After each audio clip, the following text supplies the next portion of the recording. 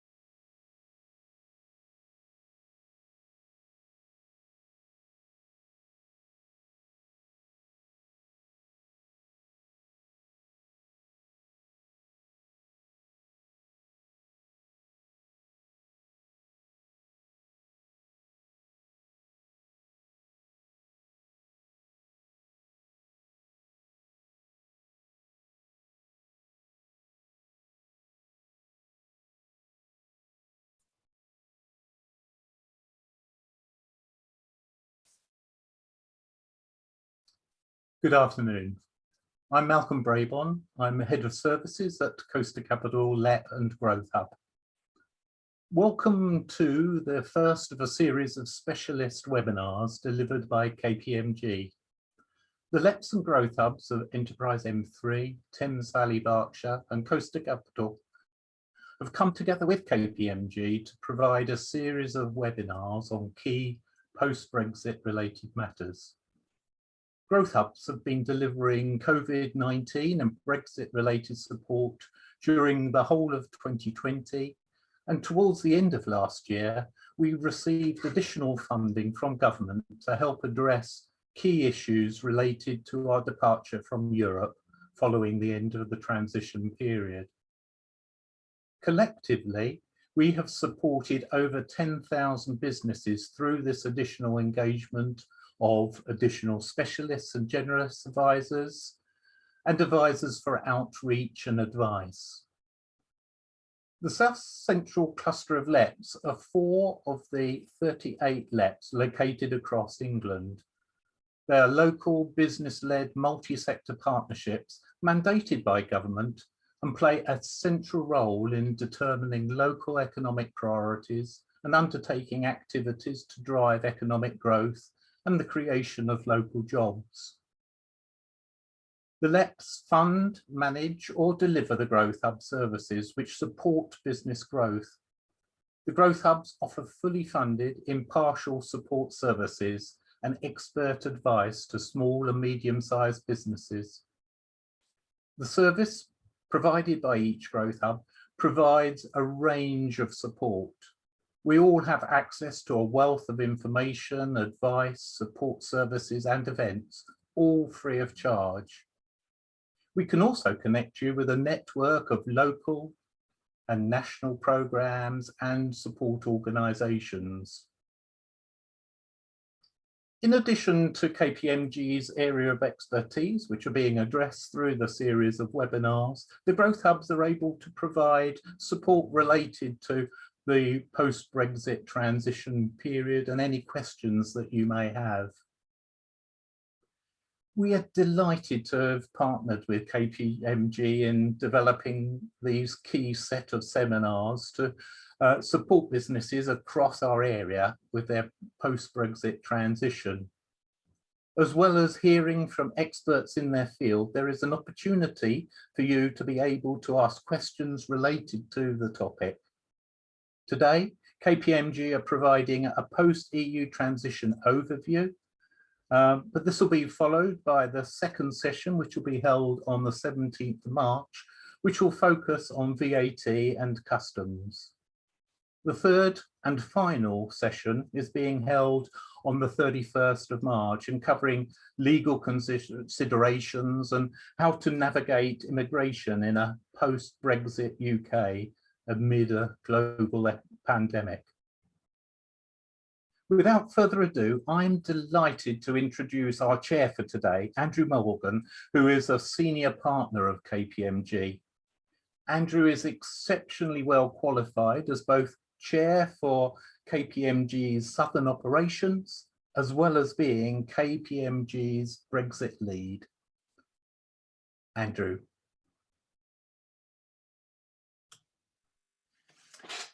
Thank you, Malcolm, for that introduction. So I am the chair of the South region, which broadly covers the area that the LEPs represent as well. So I've been running our national response to Brexit, and today we're going to focus on the deal and some trade issues and supply chain. Just a few housekeeping points before we get started. We'll be using the chat box for general chat, but we'll also be using the Q&A box, which on my screen is at the bottom of the screen, but it may be at the top on your screen. So please do type in your questions into the Q&A box. If you see a question that you like, please do upvote it so we can see which questions are popular. We'll be running a panel session at the end, which I will be chairing with Ian, our speaker, Ian Prince, our speaker, and also two of his colleagues who I'll introduce at the time. We are going to record this session, and Malcolm tells me it will be available on the LEP Coast to Capital YouTube channel. So we will send you a link which will be in the chat so that you can access the recording. I'm going to hand over to Ian now. So I've worked with Ian on many Brexit issues. Ian leads nationally supply chain, and he's going to talk us through a number of the areas that we're seeing coming out of the post-EU period. Ian, over to you. Excellent. Thank you. Thank you very much, Andrew, for that. And I know normally, Andrew, when you introduced me as one of our Brexperts in KPMG. So welcome, everybody. And what I'd like to do today is give an overview of the deal. So what it means. So hopefully that'll be in sort of business terms as well on that side. So covering most of the aspects of it. Also then go through what are the type of questions that clients are asking themselves, and also giving some answers. I've got Kate and Neil here as well in the chat room. Neil and Kate have promised me not to be chatbots and just doing yes/no answers in there as well. So please feel free to put some of those questions in there. We'll then go through some of the topics. So rules of origin is a topic that people have talked about quite a lot in the trade deal. So I'll bring that alive, hopefully what it means. And then touch on the sectors. So each sector is impacted slightly differently. Give some examples of what is happening in those sectors and just see where the challenges are coming from that. And then the typical answers, the typical initiatives that we see our clients doing. And I know we've got a chat for Q&A as well. We've answered to our best of our ability those questions. But I know we've got the other two sessions coming on as well. So some of the more detailed ones we might answer today, or give initial view and then answer in the next couple of sessions on that side. What I'd like to do now is then flip on for everybody, and hopefully you can now see my screen, and then start just taking everybody through the actual deal itself and where we are on it as well.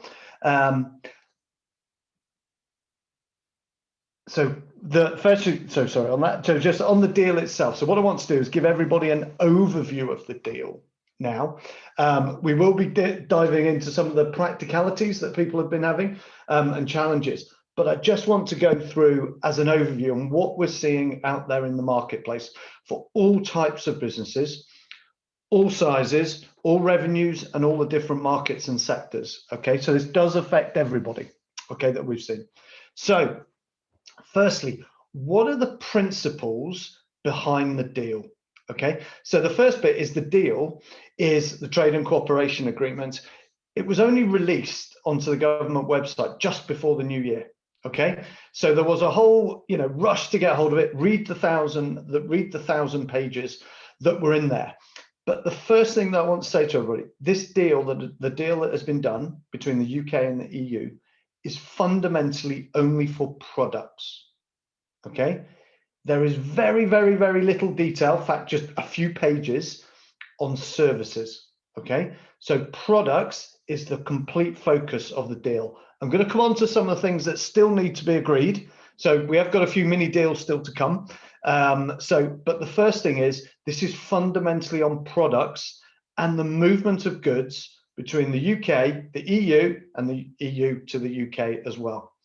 And there is some specific focus areas on there, simply around customs, and Kate's on today as well. So Kate will be able to give you answer some of those questions later.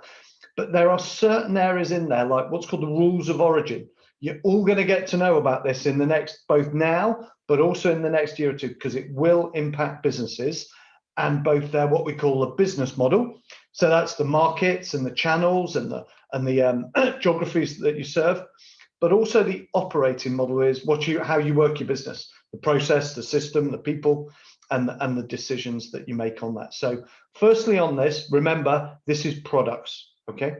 Right, the next bit, it would be quite easy, wouldn't it? If the 1,000 pages, that was it. No, the government is continuing to drop updates on it, okay? So, and it might be in a product relation, it might be on a sector, or it might be to do with some services on it, but you've got to have a laser focus on that government website on the Brexit deal, okay, on the Trader Cooperation Agreement. And we can give the links to where they are, and there's a link in the presentation that we'll send out on this. But what you've got to remember is there is going to be a constant update of this, almost certainly for the next 18 months, all right? So do not think that it's over and done with. You're going to have to work with the complexities of it and how we all agree, and between the EU and UK, how we trade, okay, on that. Right, so the trade agreement itself is between, obviously, as we all know, between the UK and the EU, okay? There's third country in this, or third region, third country, third geography. Third geography is probably the better phrase, is the rest of the world, okay? Now we've come out of the EU, we've only got 64 trade deals with countries around the world, okay? So fundamentally, if we haven't got a trade deal for one of those countries, and of the 64 we've got, 63 are the similar, virtually copy and pasted from the EU. Japan's a bit different, so that's good news. But if we haven't got a trade deal, you've got to fall back to where we were in the WTO. And one client we're working with on the South Coast, they were £200 million organisation revenue. They viewed that a no deal was going to cost them about £20 million. This deal has cost them in the region of 15 to 18 million pounds. All right. So, and they do a lot of work with and commercial relationships with the EU. So we just want to be don't think that now the deal's done, that's it, you can stop. Yeah, you've got to watch this like a hawk, because we've seen all the disruption that's gone on in that side. But in those countries, there are over 100 countries now where we don't have a trade deal with. China, India, and the US.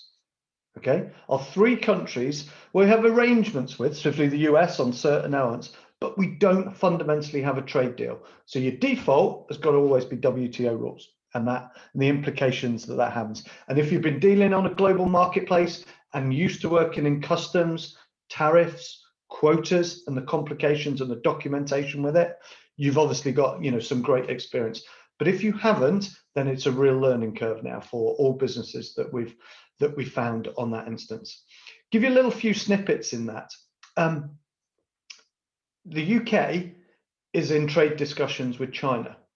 The EU is a lot farther ahead with China than the UK at the moment. Okay, so it's likely that China and the UK will announce a deal this year. We're not part of that anymore, so we're still on our old tariffs.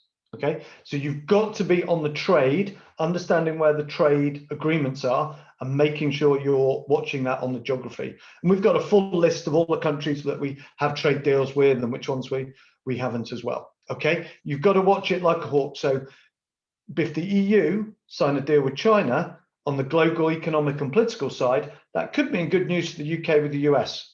Okay, because the US don't necessarily want to look at the EU if they're dealing with China on that side. So you've got to watch this. All right. The next thing, that the biggest impact that we've seen with clients is customs declarations and the whole documentation that goes through that. Okay, and I know Kate will cover on lots of those points later on in the thing, so I'm sure you've all got questions and might have products stuck. But fundamentally now, if you're sending product to the EU, you've got to export it, whole host of documentation, and you then got to import it into the EU. Okay, so another whole host of documentation. And on that, don't just think it's as simple of, well, hang on, Ian, surely we're not seeing any delays at ports. That's because the logistics companies have stopped sending product, because if you haven't got all of the documentation, and it might be a hard copy, I never thought I'd hear the phrase of wet signature again. You know, we're actually a physical hard copy with the wet signature on it. Is actually logistics companies have said, I'm not going to take the product until you guarantee me I'm not going to be stuck on the port. Parcel companies are the same on that side. So it's had a huge impact in the trade flow. I know in the press yesterday with Germany, trade with Germany and the UK is down circa 50% from UK to Germany versus, and Germany to UK is down something like 30%. Okay, and one of the reasons that is because of the customs. The physical trucks aren't leaving the warehouse. The logistics companies aren't taking them, or they're increasing in their costs to it. But we'll cover on that later. I'll come on to port congestion. Now, port congestion, three types of ports that everybody I need to know on that. So Dover, Calais, short sea, English Channel. There is definitely a reduction in freight. The government, and obviously the government has said the trade flow is there, but the vast majority of those trucks haven't got anywhere near the volume on them. Some of that's because of COVID, but the vast majority because of Brexit. People are not sending product. We've been working with clients that have suppliers in Europe that haven't sent any product to them for the last 8 weeks. There's a bit of stockpiling going on in there, but also EU, in some instances, have turned off the UK as a delivery zone. Okay, so that's the first one. Short sea. There's not congestion in there because the volume isn't there. Okay. The next one is short sea into Ireland. Okay. Now this is fascinating, and there is disruption in there in that you've got a number of flows. Okay. You've got the Welsh ports, Holyhead, going into Dublin. You've got some of the English and Scottish ports going into Larne and into Belfast. And what you've also got then is the French ports delivering straight into Southern Ireland, where there's been an increase. And Stena, the company that over there, are moving their ships all around, working out where the flow of trade is going. They move one of their largest ships from Holyhead to Dublin because the Ireland were implementing the customs procedures because of the deal, and the volume of freight dropped dramatically. And then what they did is move one of the largest ferries down to Cherbourg and Cherbourg to Roscoff, because their customers were moving product direct from mainland Europe into Ireland, Southern Ireland and Northern Ireland through that route, bypassing the English Channel ports of Dover and all of those. The next bit on the ports is seaports and the deep sea ports. Now, Felixstowe and Southampton, there was congestion there, and we all know that was linked to COVID, linked to Brexit. But what I want to do here is just let you know the costs that are going on. So if you were bringing in a container from China over the last 2 months, you'll have seen the cost of that container move from circa £2,000 to £3,000 up to £12,000 to £15,000. That's because of the Brexit and the complications. That's because of congestion at some of the deep sea ports, because of one of the instances PPE. It's not just that. It's also because the containers are all in the wrong place because of COVID, and the shipping lines are changing their routes. Okay, so if you're importing product, there is an increase of cost that's already there. It will fall down again, but won't be to the levels of what we've seen in the past. Right, some of the other areas in the trade deal that you will have to be aware of. So rules of origin, and Kate and I will be talking about this, I'm sure, in the question and answers later. But fundamentally in the deal, there is tariff-free movement between the UK and EU, but there are rules in it, okay? And the main rule is as simple as, if you bring product in, and I've got a couple of examples to show you later, if you bring a product in from China into the UK, and you store it in the UK in a warehouse, and then you send that to a customer in Europe, say Germany, but you don't add any value to it, you will pay import duty when it comes in from China, because of our trade, we don't have a trade deal. So the import duty there, all the customs as well, comes into the warehouse in the UK. And when you go to deliver it to the customer in Germany, the EU looks at that and says, hang on a minute, that product comes from China, UK. UK, you don't add any value to it. You just bring it over from China, send it to my customer in Germany. So therefore, I'm going to put a tariff on you for that, because UK, you're just acting as a warehouse for Europe. And in the rule and in the deal, that is not allowed. Okay, there is then a implication and a rule in the deal, the rules of origin, so circa 500 pages in it about it. I'm now going to potentially apply a tariff to you. It is really complicated, and I've got some examples to show you later, but there are specific calculations in this. And because the EU wanted it, the UK wanted it as well. So if you bring product in from China into Europe, don't do anything with it, and then deliver it into the UK as a UK customer, you might be liable for both the customs administration, but also an additional tariff. All right. Now, each sector, and I'll come on to the sectors, are different. Automotive, you can look at, if you're in automotive at the moment, there was a lot in the deal about automotive, it's one of the biggest sections. If you're in automotive, you've got to have only circa, I think it's 40%, there's a number in there, of your parts come outside the EU, into the UK, assembled in the UK, and then sent to Europe to make sure you don't get tariff-free element. But over the next 3 years, those components of those cars have got to be 60, 70, 75% from EU. So what you're doing is you're changing your whole supply chain. And Andrew, who's obviously with me today, I think Andrew probably was thinking years ago, what is a supply chain? And Ian Prince and the team, what they do, suddenly it's on every board agenda, because you've got to look at your flow of your product on that. Okay, so rules of origin, absolutely key to everybody. The next one is people.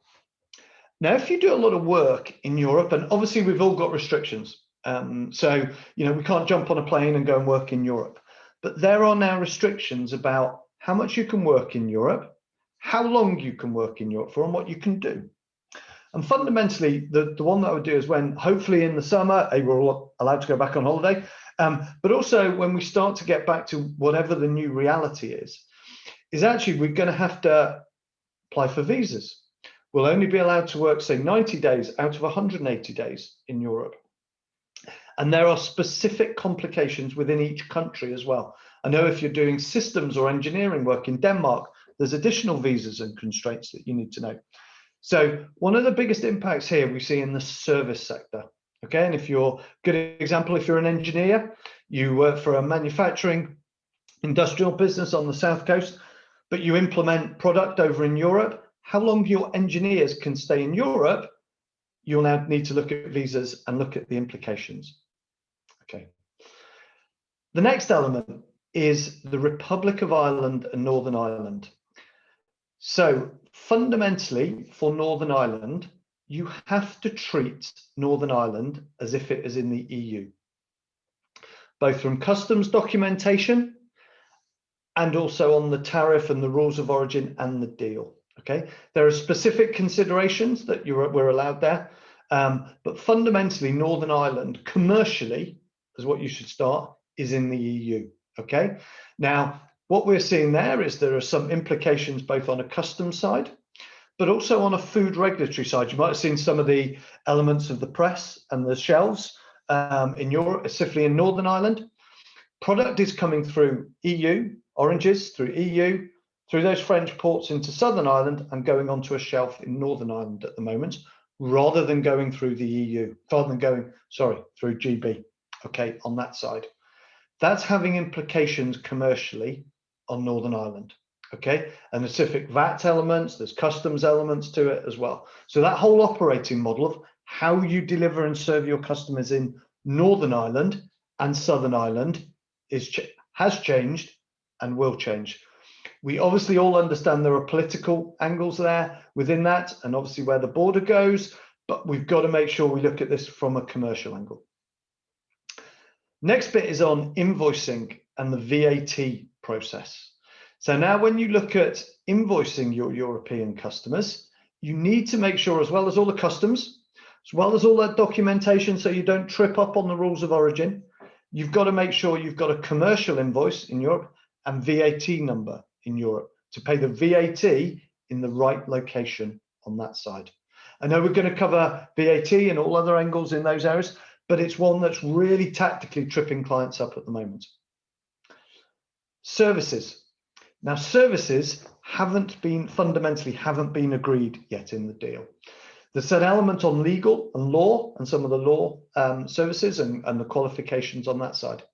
But if you're in the financial services sector, if you're in IT, if you're providing professional services, some of those have not been agreed yet. So you've got to watch this it's like a mini agreement that still needs to be agreed between the UK and the EU, and whether you can copy and paste your professional qualifications and work in the EU. But all the time, remember, the UK has left the EU now, and the EU want you to ideally work in the EU, be resident in the EU, and provide your business services in the EU. So as much as the EU is stopping the UK from becoming the warehouse of Europe, it'll also be saying, I want to stop you providing all the services from Europe from the UK. And data is one that I'll just touch on now. I don't want you to be the data warehouse of Europe in the UK. All right. So you've got to remember all the time the EU is protecting its internal market.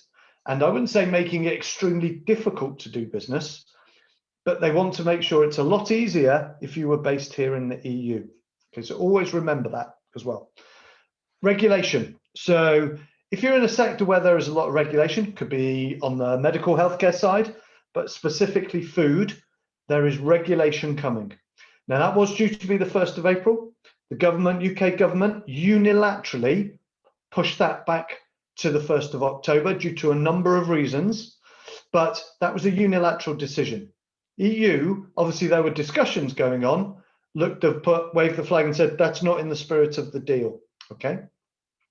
Services I've talked about, legal requirements I've talked about, and also data on that side. So there is fundamentally still a lot of things to be agreed, which is why I want make sure everybody on this call today, please don't think because we've got a deal, phew, it's all over. You've got to implement the deal, understand what the impacts are, and then still know that there are other areas that are going to be impacted for everybody.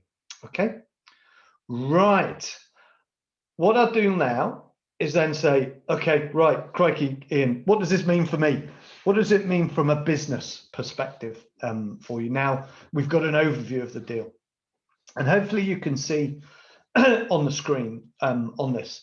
And we've chunked this up into 3 areas that we see, and as well, some of those 3 areas are the 3 areas that we're doing in our workshops as well. But the first one is on the business side of it and the supply chain and commercial angle, and I'll touch on that. And that's not just of making sure I've got my trucks right in the right place and I'm getting my product. I'll come on in lots of areas that impacts. The next area is on the customs and the regulatory side. So I want to say from a risk perspective, am I compliant on my customs? Am I compliant on my VAT?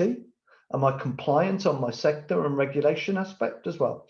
So that's the risk side to the business, and as well as compliance. And then the final bit is on, okay, from a legal aspect, I want to make sure I'm not going to accidentally infringe some of my legal aspects.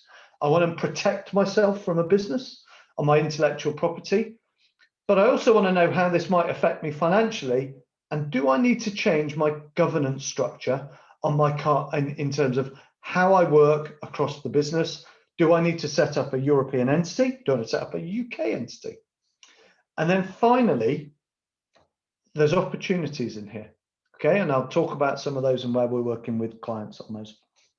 All right, so first aspect, and what we've got here is we've simply done a little bit of red, amber, green on it, and unfortunately there's not a lot of green, okay, and it's mostly amber, but there's definitely a few reds that you've got to look. And a red is there is a business-wide impact and I need to do something now. Okay, amber is that impact might be at a functional level, but I need to be aware of it and I need to do some mitigating actions. Okay, right, first one, supply chain. We've seen supply chains been severely impacted, and that is the flow of product. And that might be the flow of product from my suppliers, or it might be my suppliers' suppliers, or it might be being able to deliver to my customers. So you've got to make sure your supply chain is visible. You've got to make sure that's visible in terms of geography, but also in terms of all your process and the orders that are coming in. It's impacting the building sector at the moment, where they're not getting any product, very limited product from Europe, okay? And the building and construction sector is working. There are shortage of supplies of certain products in house building specifically on that. So also in supply chain, rules of origin. Now, what we're seeing at the moment is the UK and the EU, and you might not think this, but they are they are in an element of a grace period when it comes to customs and rules of origin. But you might hear phrases of easements. You might hear the phrases of full implementation of the deal coming. This is when you've got to have full visibility of your supply chain. If you make something and you get raw materials from another country, you need to know where those raw materials have come from. You need to know what the processing and what happens to it. And you need to know if you're sending it, you've got the full audit trail of that product, okay? Because it will impact you. What we've also seen in the supply chain is it's linked to the commercial. And there's a phrase called Incoterms. It is the international commercial terms of how we do business. And you might hear phrases like factory gate or delivered duty paid. And what we've seen there is lots of people within a supply chain, could be the customers, could be a retailer, could be a wholesaler, distributor, manufacturer. They're looking with a lens, a laser-like lens of what it says in the commercial terms, because that identifies who gets title of the goods where. Is it the factory or is it at the customer? Who's liable for the insurance? Who's liable, and links then into the customs angle? Who's got to do all the customs documentation? Who's got to pay for it? Who's got to pay for all the port duties? So that whole Incoterms is definitely there, and it's going to be like rules of origin. It's going to be on people's agendas on that. So on that side. So on that's on the supply chain angle. When we've come through to the customs documentation, there's a few areas that are definitely impacted. So customs documentation, commodity codes, country of origin, getting all that paperwork ready is absolutely key for you to send a shipment. Okay, so you've got to make sure you've got all that focus, and you've all seen the documentation where you see the old file and then the new file. Okay, it is like that as well. The next bit is quotas and tariffs. Now, specifically, if I talk about retail and the e-com sector, that has really impacted that sector. Okay, so if you are delivering, if you're not adding any value, you bring product from India, China, rest of the world, bring it to the UK and send it to Europe, you are impacting that, and it will affect your marketplace quite considerably. So you've got to make sure that you are aware of those quotas and tariffs. Data, I haven't talked about data yet, but if you store data, and specifically EU data in the UK on your server, that is still to be agreed by the UK and EU about, is that allowed? So if you send econ volume or to a German customer, are you allowed to store a German customer's personal details, GDPR, on a server in the UK? Now, they have been getting well, that EU and UK have been getting on, and positive noises about how they're going to control data and the regulation. But if I look at all of the areas of the deal, you go through the curve, you get on well, you end up in negotiation, you come back. All right. So watch that one as well, like a hawk. And then you've got the certificates and regulations, specifically food, and you now need vet certificates for sending product across to either into the UK and specifically into Northern Ireland. But that's the 1st of October. All right. Now on the legal side, you've got to remember, you've got to look up at on the contracts that you have, who's liable for products. We've been working with one client where they will guarantee in an engineering cycle that they will get a spare part to their customer within 24 hours. So they're in the aerospace sector, so they can then fix a plane or an element of a plane. They are now potentially liable in that contract for any delays because of the EU and the trade and the tariff and the customs and the logistics company not taking the product. You can't claim force majeure on this because we've all known about it. It's not an act of God. It's an act of probably 40 million people in the UK or whoever voted for it. Okay, so you've got to remember, you've got to look at your legal contract side. And then finally, 2 last points. Financial budgeting and planning. This is affecting the cost of doing business, both rest of the world, but with the EU doing with the UK, and it needs to be planned for. The amount of clients that Kate, Neil, Andrew, and I work with that for the first 2 months have just said, just secure the product coming in, just send the product out to my customers, they're now starting to look at the cost of that. And the P&L has had a hit. And you've got to work out, once you've added all of the potential tariffs, customs, stockpile, all the customs declaration and regulation onto this, which products, which markets, which channels are profitable, because it will have changed, okay, on that side. And then the final one on this that clients talk to me about is actually the corporate structure and governance of my business. So if you're just based in the UK, now you're looking, this is quite difficult to do business with the EU. Do I need to put a warehouse over there in the EU, or an office, sales office, or anything? Or do I need to set myself up in a corporate structure so I can take advantage and send the commercial invoices and VAT? This is one of the specific tasks that lots of clients have looked at, and quite a few are looking at implementing, but also EU clients are looking at implementing that as well, setting up in the UK, because it's easier to do business if I'm based here in the UK. So there are also, what we're seeing is a number of partnerships and collaborations, you know, some unlikely bedfellows and competitors, where people are saying, well, hang on a minute, I'm in the EU, you're in the UK, can we partner? Okay, and then obviously looking at that side. And that's thrown up, both we think in the short term, but also in the long term, lots of opportunities on the Brexit side as well. Okay, and some of the fundamentals of that deal are, you know, the UK, if we're going to deal with Europe, we need to manufacture.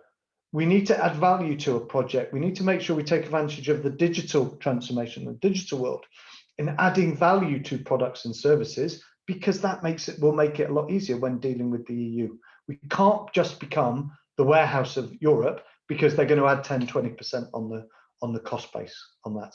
So I'll come. This is there as a job aid to help everybody, but it gives you some of the angles. So where you might hear in the news, it's customs, it's tariffs, lots of the other implications on it. What I just wanted to do now is just the rules of origin angle, and just bring a couple alive with a couple of examples to you. And I know Kate and the team are going to be dealing with this in the next webinar. But what you've got to remember now is you've got to look at where the zero duty rates are in terms of the deal, yeah. And you'll start to hear, you know, elements of processing, okay, and what's entitled to make sure you hit the zero tariff, but also making sure if you make, source, produce product, You've got to get that whole geography and know about it, and then apply the origin rules. Okay?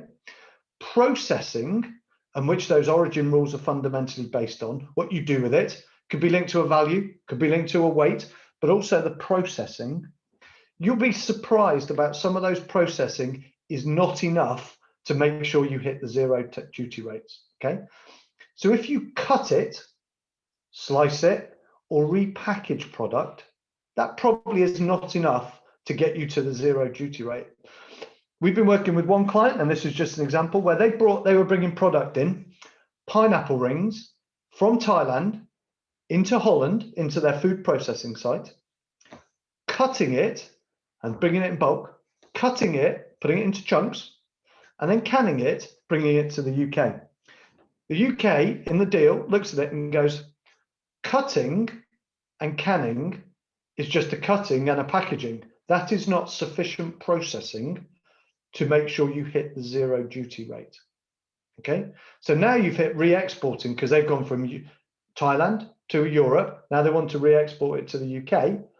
And then they've gone, hang on a minute, UK's gone, I need to calculate that, because that's really product coming from Thailand. And there's then the potential double duty, because duty's already been paid from Thailand into Holland. Okay, you've got to get some really simple flow maps going, put the countries and put what happens. So I've got a couple of worked examples. All right. So if you're, let's just say you're a European organization and you bring component parts from China, but you bring it into France, you assemble it with other component parts from around the world in France. Okay. You then bring it into a warehouse in Europe. You've got to look whether assembly, cutting, making a product, does it change a commodity code? That's absolutely key. And Kate bangs at me all the time in, have we changed the commodity code? Is it right? That's where I can then apply these rules, okay? And then I receive it into the UK warehouse. If I've done enough to it, I don't pay any duty. If I've sent it to Northern Ireland, I now need to make sure and validate that product is not at risk from going to Southern Ireland. So I've got added complication. And now this gets complicated. What happens if I send that product to a French customer or a German customer or somebody in the Republic of Ireland? There is another impact that the EU might look at that and go, hang on a minute, UK, you've not done anything in the European warehouse, in your UK warehouse. I might want to tariff you again. That's quite often known as the Percy Pig example. All right. So it comes from Germany, made in Germany, brought into the UK, sent to Southern Ireland. Because it goes to Southern Ireland, the EU go, UK, you've not done anything. Don't care what's happened in the past. I might look at tariffing you. Okay. So there is lots of calculations that you need to be aware of. It's going to change business models. It's going to change where people manufacture, what process is added, and sourcing of product as well. Okay. We've got some examples of oranges, if they're coming from Spain, coming into GB, as long as it goes to GB and Northern Ireland is not a risk, you don't pay any tariff. If you bring a Chinese toy into UK, into a warehouse, you pay duty coming from China. You then put it into a GB warehouse. If you then sell that to an Irish customer over the web, you've then got to pay EU duty. Okay, so you start to see how complicated all this can be.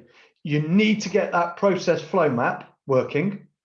Then you put the pro physical flow. Then you do the customs. Then you do the tariffs. And then you find out whether you make money or not. Okay, so this is why it's all going to change. All right. Regulation and compliance is coming. If anybody on the call, and I think what would be great towards the end, if we can put what sectors people come from, that would be brilliant in the chat room. But food and regulation and compliance is coming if you're bringing product both into Europe from the UK. Sorry, if you're bringing product into the UK from Europe, and also if you're moving it potentially into Northern Ireland as well. And there are lots of certificates that you will need, goes from that to that. Hopefully some will be digitalized so it will smoothly run, but we just want to tell you regulation is coming. So you know how this moves. This was due to be implemented on the 1st of April. It's now being implemented on the 1st of October. We only got to know about that last week. So I've been working with retailers and wholesalers and food manufacturers the last 2 months on the 1st of April. The goalposts have just moved. All right, so it is live on that side. What I just want to do now is bring alive what we're seeing, what people are doing in there. So if I look at, and I've done this from specifically on a food manufacturing retailer sector, but I'll also talk a little bit, I've talked about auto, I've talked about construction, pharma and healthcare. There are specific rules in pharma and healthcare where they're not going to implement the deal and the agreement of the deal until 1st of January next year. So if you're in pharma and healthcare, you almost feel like you've got a year off. You have until you've got your own 1st of January coming as well, okay? But right, in consumer goods, all right, what is happening? So if I'm a consumer goods manufacturer, that could be food, or it also could be non-food, could be toys, could be electrics, could be clothes, could be anything. What are they doing? They're reducing the number of SKUs being delivered across EU and UK to EU because they haven't got all the documentation. So they're focusing on their 80% of where do I make my money? What am I doing? We're seeing major disruption. Some of the biggest companies we know, some big drinks manufacturers, they have moved production around Europe because they just have not got the documentation ready and product is stuck specifically in Germany, France, Belgium and Holland, getting product into the UK. It's not even got to the port because the customs going, I need all the paperwork before that can leave the country, okay? Clients are doing range and manufacturing assessments. So what range do I produce in what country now? And there is a lot of frustration in the retail channel of not being able to get certain product, okay? So you can see food retailers getting frustrated. In general merchandise, they're looking at commercial terms, Incoterms. In some ways, right, I'm going to flip it from supplier, you need to do everything, not me anymore. Food wholesalers are looking at changing their range in Ireland, what I sell to Northern Ireland and Southern Ireland on that side. And then what we've got across all this is everybody is now looking at the rules of origin. Some of them are doing local sourcing, some of them are making arrangements with people. Okay, so every sector, the next 18 months, people are all going to change the geography and the flows. Okay, what are clients doing? Where are we working with them? And then we'll come onto a Q&A side. So we've been working with clients, and clients have been doing the work as well themselves, is the awareness of the deal, bringing it alive to the business. Because quite often, this is just left with the risk team, or it's left with the customs team, which might sit in finance, or it might sit in ops or regulatory, and they're holding all the burden and screaming, okay? We're also doing work on commodity codes, making sure everybody's got the right commodity code and not just assuming that suppliers got it on that side.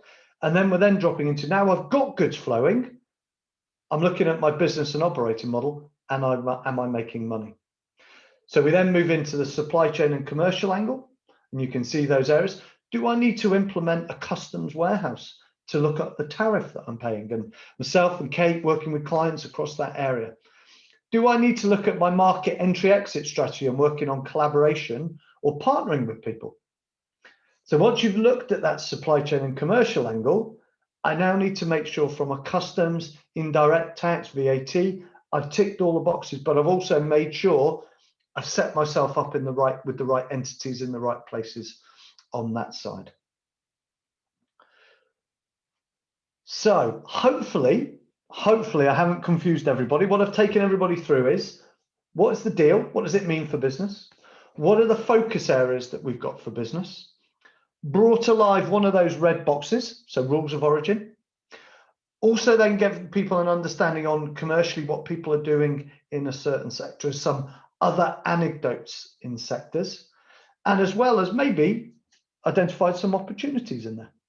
Okay, so what I'd like to do now, and Andrew, I think you're going to take the virtual mic, I believe, is then I believe we're now moving into a Q&A and panel. Yes, thank you, Ian. Yes, probably now is a good time to welcome Kate from our Trade and Customs practice, and Neil who's an operations advisor. And we've had some questions come through. Please, could I ask the audience, if you want to send questions through, please use the Q&A section. If you could let us know which industry you're in, as Ian mentioned, that's very helpful. We can answer then in a sector-specific manner, or we can give some comparisons between the sectors. So I'm going to kick off. I'm going to ask you, Ian, because I like this question. It comes up a lot when we work together, and it's really around the points of exit from the UK at the moment. What are we seeing at those points of exit? You talked about the different types of port. What's happening now at the moment on the ground? Yeah. So what's happening now? Trade is flowing smoothly. Okay. So if I went and Andrew, you know, I am a bit of a truck spotter, ferry spotter, and a number of things. Is if you went to Dover now, you would see trade moving smoothly. Okay. But it is significantly down of what is in those trucks in terms of volume, because the logistics providers are making sure that all the documentation is there. Okay. Parcel providers have even stopped sending product to Europe. Some of your biggest names. I'll be fascinated to hear and see with people on the call whether they've had any experience of their logistics or parcel providers refusing to take product because of it. That'd be really interesting. So in terms of flow, it is there. You could, as long as you've got everything, you would flow through. However, what I would say as well is the flow going into Europe is significantly different of what's coming from Europe to the UK. Okay, there is a drop in what EU is sending into the UK. All right, so we've seen a significant, you know, and that is across sectors. Construction is significantly down. We're working with some of the big, large building homes providers, home building providers. Sorry, and get my words out. They have not had certain product for weeks. Okay, so on that side, and remember, you're only as good as the truck in front of you or the other pallet on that truck on that side. The other side to this is costs have gone up dramatically in terms of logistics. So 10-20% costs of sending costs across the border, even before Kate starts adding the customs angle to it. All right, on that side. I talked about sea containers. The cost of bringing product in containers and exporting is going to increase. Okay, so on that £2,000-3,000 could hit £4,000, £5,000, £6,000. Well, it comes down from 12 at the moment, but it will happen. Less congestion at Felixstowe and Southampton at the moment, but expect the large shipping lines to change all of their routes. And the final one I'll link onto that, you will have seen free ports in the press. Free ports are a great idea and will be bringing lots of infrastructure, lots of incentives and initiatives into market swiftly. Obviously yourself, where there is Southampton in there and the South Coast. But what I would like to say is they are a certain time period away. It could be 6 months, year, 2 years. Okay. The EU really don't want free ports right on their border. Okay. So watch the politics on that over the next 3 to 6 months. The EU don't want, because they have Rotterdam, a free port sitting at Felixstowe or Tilbury. Yeah. So watch that in that. Also, we talked about the Irish ports. There is product flowing, but the documentation has increased it tenfold. Okay, that's brilliant. Thank you, Ian. And Neil, you gave an answer to this, I think, on the Q&As, but perhaps we could just expand on it here. Which are the sectors that you're seeing the most disruption from the Brexit deal from? Yeah, I think one of the sectors that we've seen quite a bit of activity on has been the food sector. Particularly for the supermarkets. We've been speaking with the supermarkets about shipments to Ireland, for instance, and it's a whole new market for them now. In terms of trying to understand what documentation is required, what certification they'll have to complete in the future, such as the EHCs, the environmental health certification. So that's one of the big changes. I think in certain other sectors, the effect has been minimised to a certain extent. We've yet to see the full impact coming through, because quite a few of our clients, when we've been speaking to them prior to Christmas, they've done a lot of stock building. So in terms of Q1, we're yet to see those full implications coming through. I think now as we roll into Q2 and beyond, we'll start to see, as the stock in country starts to roll down and starts to get replenished, then we'll start to see some issues coming through. So I don't think we've seen the full extent of it yet, and it's likely to come out now over the next quarter, as I say, I think, Andrew. Great, thank you, Neil. This one probably for you, Kate. Perhaps you could just expand slightly. I know we're going to cover this in more detail, but Richard's point on Incoterms and contractual responsibilities. How are we seeing those play out post 1st of January? Yeah, sure. So Incoterms are the absolute start point for most of these questions that we get around supply chain. So who's responsible for what, who's paying the duty, who's the importer, who's the exporter? If something goes wrong and the goods are lost or damaged, whose responsibility is that? So all of those kind of things are defined with your Incoterms. So it's really important that you look or revisit your Incoterms that you've got with customers, with suppliers, that you've historically had for EU trade, where it didn't really matter because there were no customs formalities, there were no duties to be paid. But now obviously there's a big impact, and we're seeing a lot of pushback. I know Ian and Neil have experienced this with certain big customers, for example, insisting certain Incoterms, or certain suppliers saying, we're not doing this. This is not our Brexit. It's a typical response that we hear from some suppliers. So it's just important to make sure you know what they are, what you've agreed to, and if you're confused at any point about who's responsible for what, that really is your start point in terms of what have we actually agreed, and just make sure there's no conflict with the contract.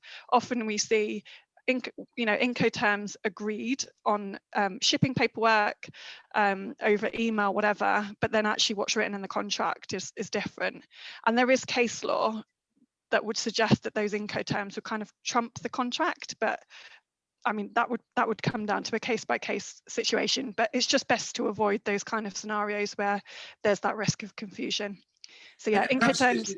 Just to build on that, then, in practical terms, there's always two sides to these contracts, and we're talking about movements of goods here.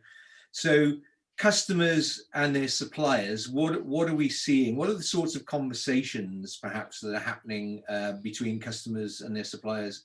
Ian, you've got your hand up for that one. Yeah, I thought that was an analog hand rather than a digital hand, as I know we do on these calls. I think I know a great example with working with Kate, and this is affecting large ones. So the clients as well, all types and shape, size of clients. It's as simple as, there's one called factory gate, where I collect my good product from my factory gate. So that's an Incoterm. And there's one delivered duty paid. We've seen some customers flip from, I'm going to collect factory gate, to now I want it delivered duty paid. So that means the supplier, instead of having collected from my warehouse, has now got to arrange the logistics, arrange the export documentation, arrange the import documentation, provide all the data on the rules of origin and on that side as well. Look at the insurance implications. Look at how to do the commercial invoice and the VAT. So suddenly, from it's collected from my warehouse and I just need to put it on the dock or on a truck, I've got all these added complexities now come in. And it's either a lazy Brexit strategy, just change the Incoterms, will be sorted, yeah, or it's a very commercially savvy one. And I'll leave everybody on the call to decide which one it is.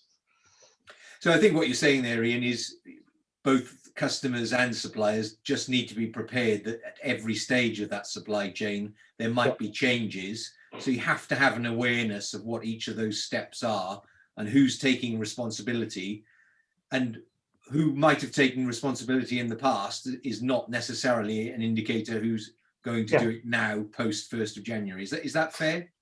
That is very fair. Clear as those process, those simple maps that we showed before.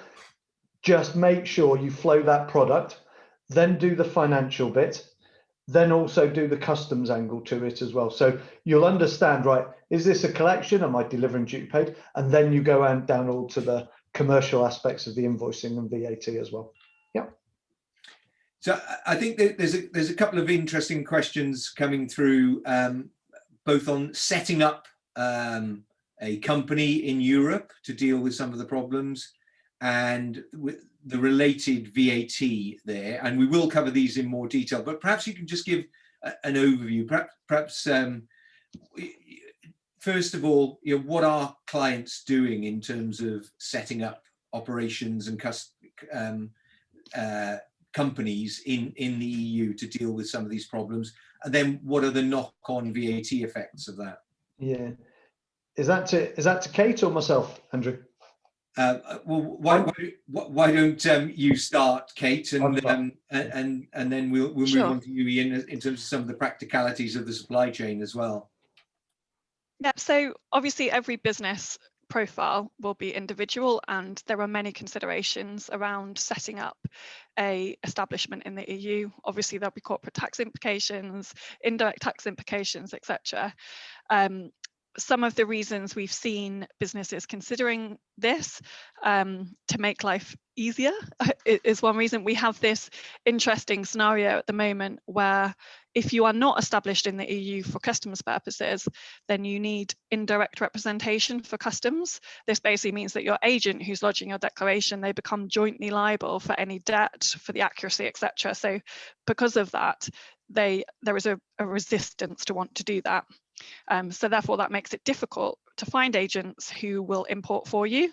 So then we've got this kind of colliding of forces where you've got customers insisting that you deliver DDP. So that means you're the importer, you pay for everything, but then you've got agents who are unwilling to act as they need to because you're not established. So for some businesses that have got a strong customer base in the EU, then they've decided that they need an establishment, because also you have to be EU established to benefit from certain customs reliefs and authorizations in the EU. So if you want a customs warehouse, if you want to operate inward processing, if you want to benefit from EU trade agreements out of the EU to other countries, then you would need to be established. So obviously that's from a customs perspective, the reasons why you might consider it. Obviously there are heaps of other considerations, so regulatory, like I said, corporate tax, etc. And I'm sure Ian has come across some from a supply chain perspective around the real triggers for pushing people down that route.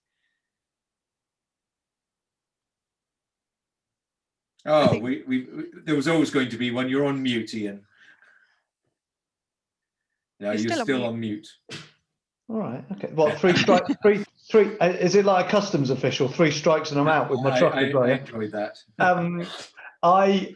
So just quickly on that, where we've been working with clients, and Kate and I've got one with Neil as well, is actually they've just got to look at the business model. What % of my market is over in Europe now? Yeah. How do I serve? Do the financials and numbers.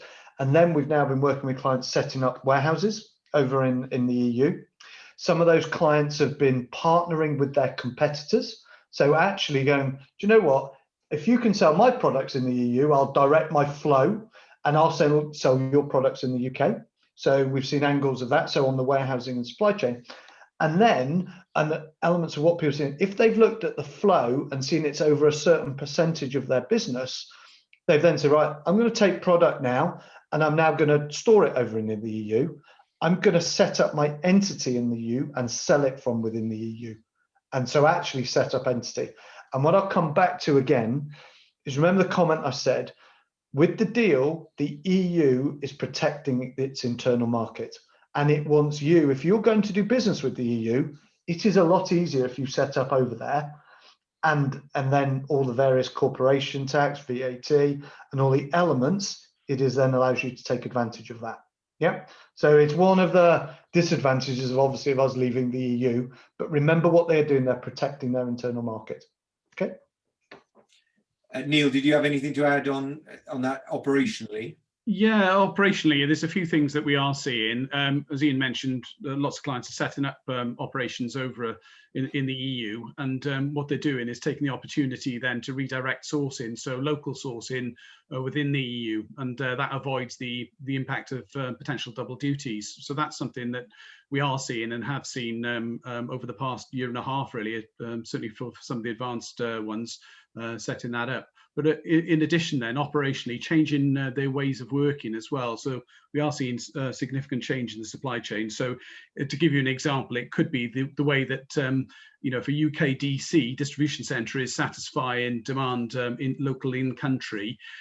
Previously, they may have been picking it on a store level for distribution. What we're seeing now is that they're introducing maybe a cross-dock facility and bulk picking it in the UK. And through bulk picking it, what it does is minimise the amount of commodity codes that may be on the vehicle. And in certain cases, we've seen it reduced from maybe 200 commodity codes down to about 40. And this really removes some of the complexity and the potential trip hazards, really, so to speak, in inverted commas, where it could get hung up, with customs. So that's something that we're definitely seeing.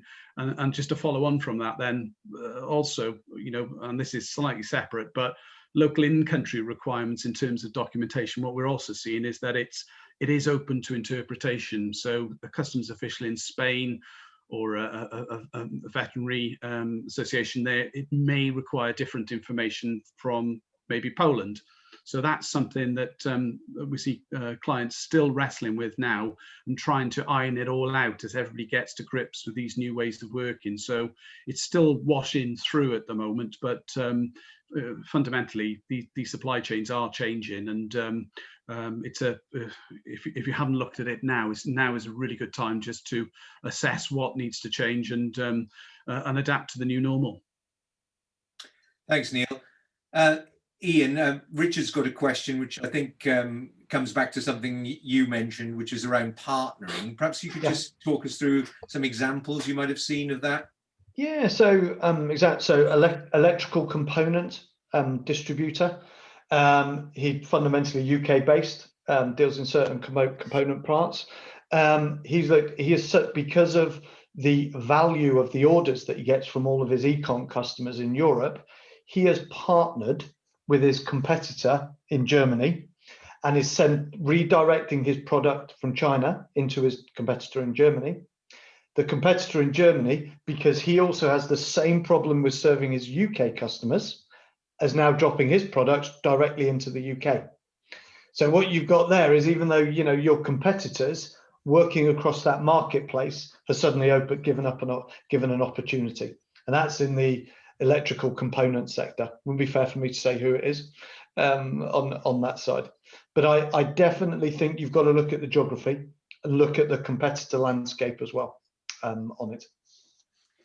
So what you're essentially saying there is cooperation, competition is being redrawn as a result of the Brexit agreement, so that people, I guess, to get their supply chains moving in the most efficient manner, given the change in the landscape. Yeah, and to bring it alive, you've got product that could be worth £100, £100, €100, $100, whatever.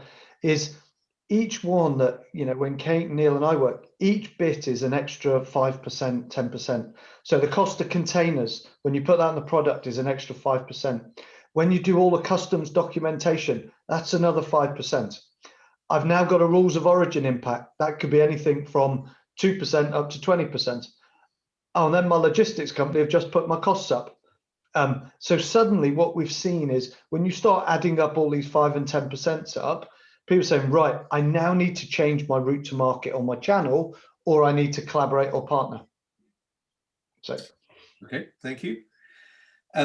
Just going back to your presentation, Ian, I don't know whether this is a question for you or maybe for Kate. You touched on commodity codes. I thought it might be interesting just to explore whether they are set in stone or whether they're open to interpretation, or whether you can actually do something in terms of your processing of goods that might change the commodity code, and what the impact of that might be.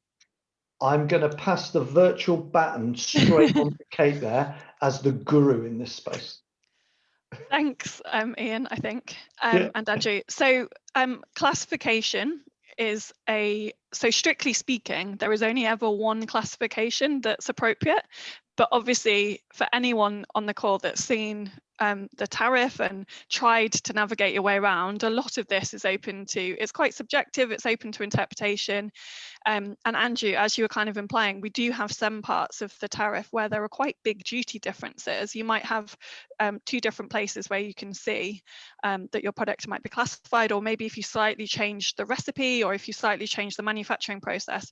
So absolutely, this concept of kind of tariff engineering is absolutely, I work with a few food businesses who actually do, one of their start points when they're designing their products and they're looking at the recipe is what will impact, what will move me one side or other of a high duty rate versus a lower one.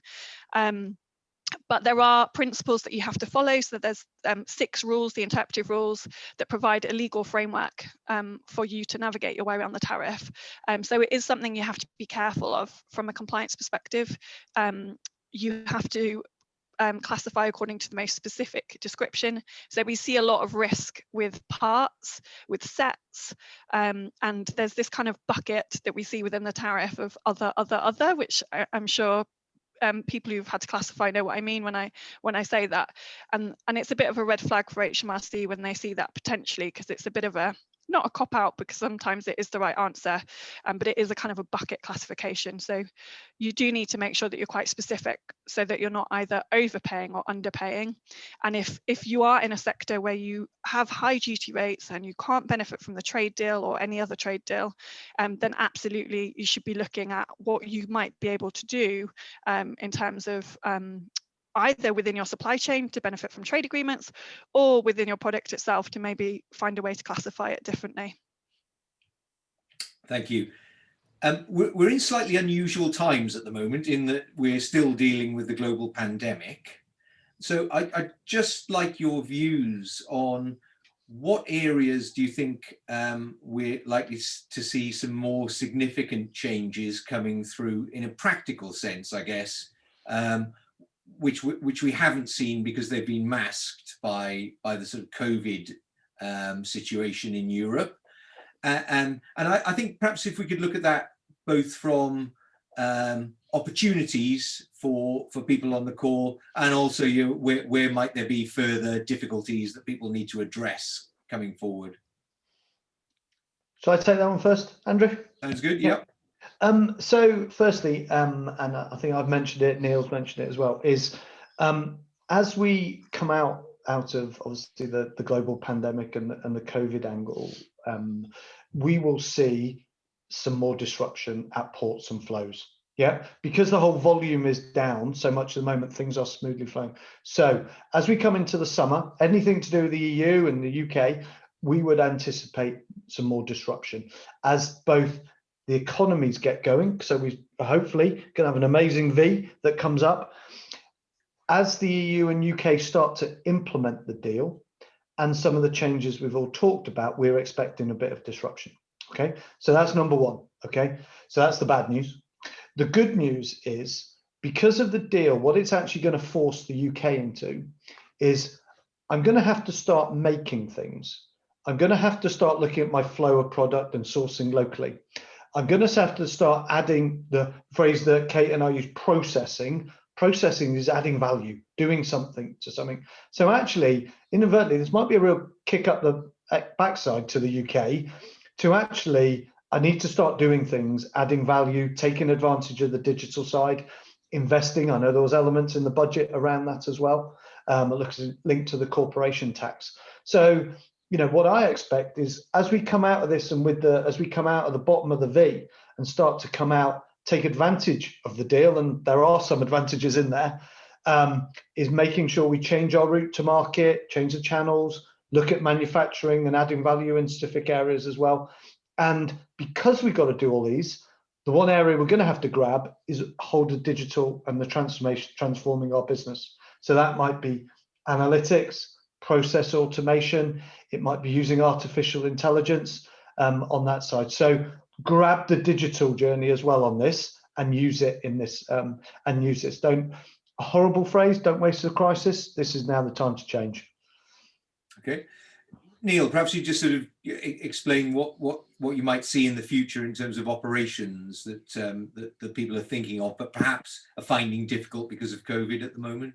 Yeah, I think, probably what others are doing and what we've seen them doing is starting to look at, what their new processes will need to look like. So they're speaking with their various logistic stakeholders. So in certain cases, it'll be mapping out the new ways of working and how that needs to function in the future. So they may not be shipping too much at the moment due to COVID, but again, not wasting a crisis and trying to look at putting the groundwork in now, correcting all of the master data issues that they may have, which is good practice anyhow.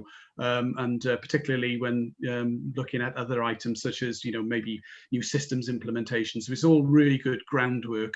And what they're also doing is starting to speak with, different freight forwarders, trying to get contracts with them, because one of the key things at the moment is that many of the freight forwarders aren't taking on new business. They're, they're full as such in terms of capacity. So they're trying to build that capacity, bring on extra customs agents. And so it's an ideal opportunity now, if people haven't started looking at it, to look at their processes, look at their partners, and build that capacity for the forthcoming months and the inevitable recovery, which we hope will take place fairly soon. Fingers crossed. Kate, anything to add to that? No, just on the lines of what Ian was saying, that we haven't really seen the true test of our borders yet, I would say. So at the moment, the UK, we have, for imports into the UK from the EU, we have the border operating model at the moment, which is basically kind of a phased introduction of the border. So we're not seeing full controls yet. Some of those controls are going to kick in April for certain products of animal origin and plant origin. And then by July, we'll have a fully operating border. So I think that combination, like Ian was saying, of the fact that people have been stockpiling, the impacts of COVID, and this kind of staggered approach that the UK have got to the UK border, means that we're going to see a few periods of challenge. One in April, when the new rules come in around products of animal origin, and again in July when that border is fully operational. So I think that's just something important for people to appreciate, that probably, without wanting to sound doom and gloom, in a way, the real challenge is yet to come, I think. But obviously, hopefully, in that, people have had time now, which was the whole purpose of the border operating model, time to upskill and really get their head around what's going on, as well as understanding this trade agreement that was only published a week before the end of the transition. Perhaps I could just build on that in terms of our experience of, now we're sort of 2.5 months after the end of the transition period. How are you actually finding in your discussions with clients? Are they starting to get to terms with what is needed? Are you finding that some of the things that perhaps 2 months ago were very difficult are starting to ease? What are the signs out there for clients? Do you want me to kick off, Ian, and then you take over? Yeah, so I think we've got a sliding scale. So we've got some businesses that, because of their supply chain, are completely new to importing and exporting. So for them, the learning curve is huge. They're having to classify, they're having to get their heads around these areas and then do it. And then we've got more experienced businesses in terms of international trade, but they have a challenge in that they're trying to make a square peg fit into a round hole, because obviously this whole trade agreements are normally designed to strengthen ties, whereas we're in a very unusual situation where we're kind of taking a step back. So for businesses trying to get their business profile to fit in this trade deal where their supply chain is designed around free movement. So we're seeing different challenges for different business sizes and experience. And I think certainly people are starting to get their head around it, but it's, at the moment, the biggest challenge is there's a lot of bad information out there and there's a lot of conflicting information. So I would say that the past 2 months, for a lot of business, it's been kind of filtering out the noise and figuring out what they really need to focus on. And I'd say that's where we are now, that people are starting to just finally get their heads around where they need to focus, broadly speaking. Would you agree, Ian? Kate, 100%. And I think just building on it is, Some of the firms just went, phew, we've got a deal, and just almost took it off the board agenda. It went very quickly back on the board agenda when they couldn't ship to customers. So I think what we've, fundamentally, what we've seen is for the first month, 2 months now, they've just been trying to secure what they either can receive from suppliers or sending to customers. So making sure the continuation of their business. But now what they're starting to do, and almost the first quarter results will be in at the end of this month, is they're going to look at suddenly what's happened with sales. They're going to look at the cost to deliver those sales. And actually people are now going to change some of their business models, as I talked about, because of it, or just increase the prices. So we see just make sure we can still sell product and receive product. It's been the first quarter. I think the financial element will come in very quickly in the second quarter, and the third quarter will be definitely around changing all the commerciality of it. Okay, thank you. I'm quite interested, Ian, I think this was in your presentation as well, but just perhaps some of the opportunities that we see in rest of world. How important is that going to be going forward? That's very important. As the UK get trade deals with a number of countries, it's going to be a moving feast.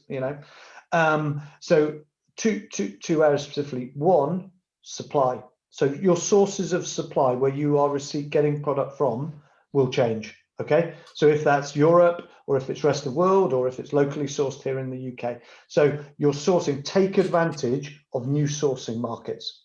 Okay, so firstly on that one, and then the second side to it will be new markets in the customer side, on the customer bit. So always make sure that when the trade deal comes in, keeping a laser focus on that, be there at the front, making sure, and the government are doing some brilliant webinars on how to make sure you get the best out of international trade at the moment, making sure you've got to take advantage of those as well.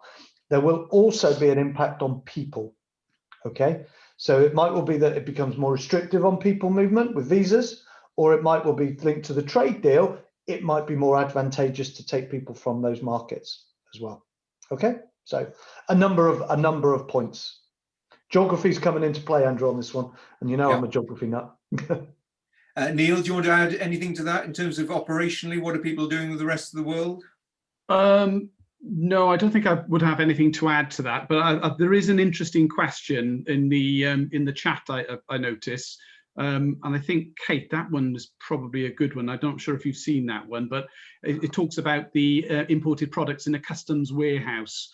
And I think that's a really good point, because that hasn't come up really on our conversation today, and how we avoid tariffs then on re-export. So is that one you could pick up, Kate? Yeah, sure. So a customs warehouse is an authorization that you have to apply for from HMRC, so that you authorize a premises to be a customs warehouse. And what it allows you to do is exactly as you've written, it's not fake news. You can import goods and suspend duty, and then you won't have to pay duty at all in, for example, the UK if those goods are exported. And then obviously you just pay the duty in that country of importation. So if they were imported from France to the UK and then they went to the US, you wouldn't pay any duty in the UK, you would pay the duty in the US. And this is absolutely the kinds of customs authorizations that businesses are thinking about at the moment. So this is what we would refer to as a storage regime, but we also have processing ones, so inward processing, which offers a similar kind of duty mitigation. So if you're importing raw materials to process and then re-export a finished product, you wouldn't have to pay any duty on those raw materials or on the finished product if it's being exported. So I think, is it fair to say, Kate, that we'll cover these in more detail on one of the later seminars? Yeah, absolutely. We'll go through all of the reliefs that might be available. Because I think that there are quite a wide range of reliefs that will used to apply in the past and will continue to apply, and might be even more important now that we're no longer part of the EU. Precisely, yeah. So one final short question for you, Ian. Any other changes? This is a catch-all one now. Any other changes that you're seeing people make to their supply chains? I think the main one on, and from a supply chain, is taking advantage of digital transformation. Okay, so using data for decision making within your supply chain, changing your flows that you have, taking account of change in shipping costs, the change in the sourcing, the change in the customs documentation, and yeah, on that side. And then the final one is when you've done all of when you've made all of the changes from that, and obviously linked on the digital side, changed all the network flows, make sure you use this to push out and elaborate and be vocal about what you've done on your ESG and sustainability agenda. So if you've changed your flow, you will have impacted your carbon footprint. If you've done added value or manufacturing, you'll have changed something. Yeah. So make sure you use this in describing it on your ESG agenda as well. Thank you. We're coming towards the end now, our Q&A session, and I guess there's one question I've just noticed in there, and as I've been doing all the asking of the questions, I will answer this one. It's a question on is it easy to set up a new entity, specifically in France, with all the COVID travel restrictions. So in my experience, you've got to be aware, and this is across Europe, you've just got to be aware what the local rules are.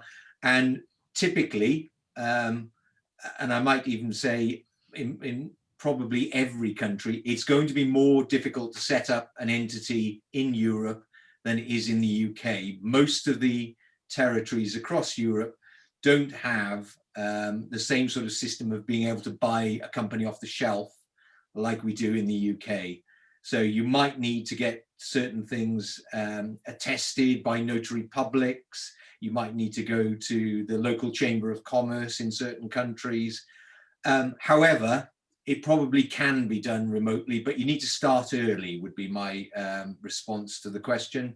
You need to start early because it typically takes much longer in European countries to set up an entity than we might have experienced in the UK, where we just buy them off the shelf. We're coming to the end now. Perhaps I could just briefly summarize. I've jotted down a few points, and thank you very much to our panelists, Kate Clargo, Neil Harries, and Ian Prince. And Ian, thank you for doing the main body of the presentation. Thank you everyone for joining. So just in terms of what I heard today, a few key points. Firstly, this deal, it's product related. It largely doesn't cover services, financial services. It may cover things like data in the future. We will continue to see updates for at least the next 18 months. Clearly, there's some sort of political negotiations that might take place, so we could see some changes still coming through on this. Disruption at the ports, although, as Ian said, the levels are fairly low at the moment, but they are dependent on both the ports, the routes, and the nature, perhaps, of the goods that you're trying to send through those ports. Remember that the deal is a tariff-free deal. That you will have seen that in the press coverage, but it's only a tariff-free deal if you meet the exact circumstances and the conditions within the deal. So you do need to make sure that you meet those conditions if you want to be tariff-free in terms of your transfer of goods across the border. Remember that people aren't traveling at the moment.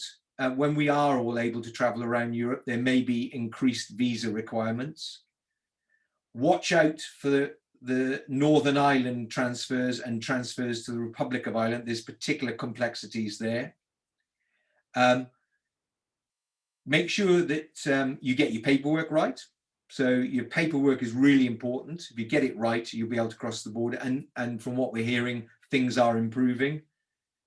And I guess one of the things that Ian did say in his presentation is just keep an eye on the website. Things are changing, including timetables. We've already seen examples of those. So keep your eyes open and be aware that changes continue to be made so that you can stay on top of this. I'm going to draw things to a close now. Thank you everyone for joining us. Hope you found this very useful. Remember that this will be recorded and will be on the Coast to Capital YouTube site. Hope you all have a very good afternoon. Thank you.